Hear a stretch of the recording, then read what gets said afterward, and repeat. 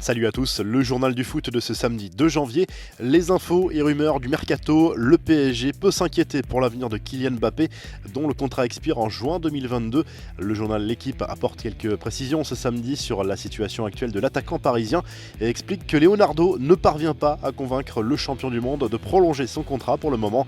Les négociations piétinent et si ce dossier n'est pas réglé dans quelques mois, Mbappé pourrait quitter la capitale française dès l'été prochain.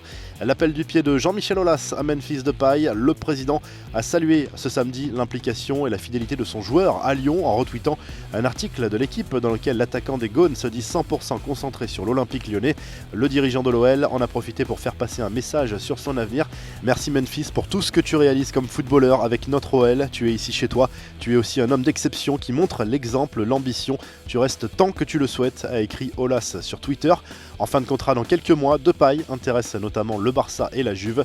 Du côté de Tottenham, on s'inquiétait de l'avenir de Dele Alli et Hugo Lloris en raison de la nomination de Mauricio Pochettino au PSG.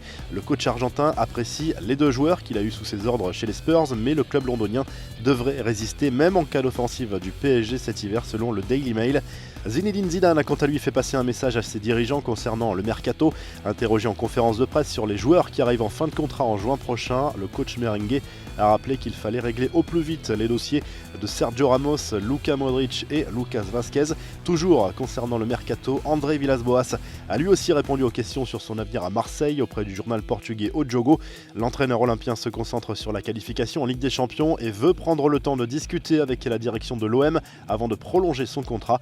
Les infos en bref, le Real Madrid va faire de nouvelles économies sur les salaires. Comme la saison dernière, les joueurs merengues auraient accepté de renoncer à 10% de leur salaire selon Marca pour aider le club à faire face aux difficultés économiques liées à la crise sanitaire.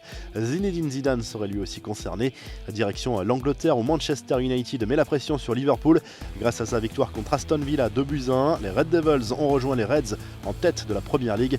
Anthony Martial a marqué et Paul Pogba a réalisé une bonne performance. En Liga, on joue également ce week-end. Absent lors du dernier match du FC Barcelone en raison d'une gêne à la cheville, Lionel Messi sera opérationnel pour le déplacement dimanche sur le terrain de Huesca. L'Argentin a effectué son retour à l'entraînement vendredi.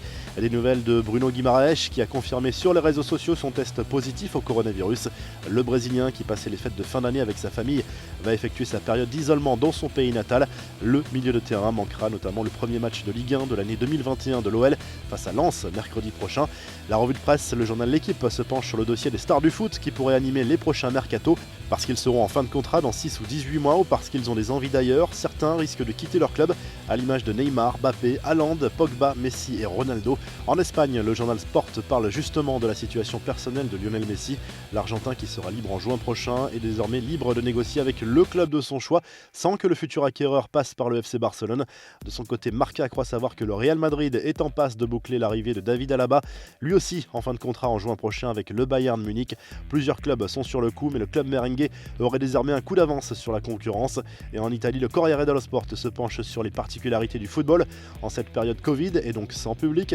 Avec les matchs à huis clos, il y a désormais plus de victoires à l'extérieur qu'à domicile, remarque le quotidien sportif. Une situation inédite en Serie A. Vous retrouvez l'actu foot sur topmercato.com, l'appli Top Mercato et à très vite pour un nouveau journal du foot.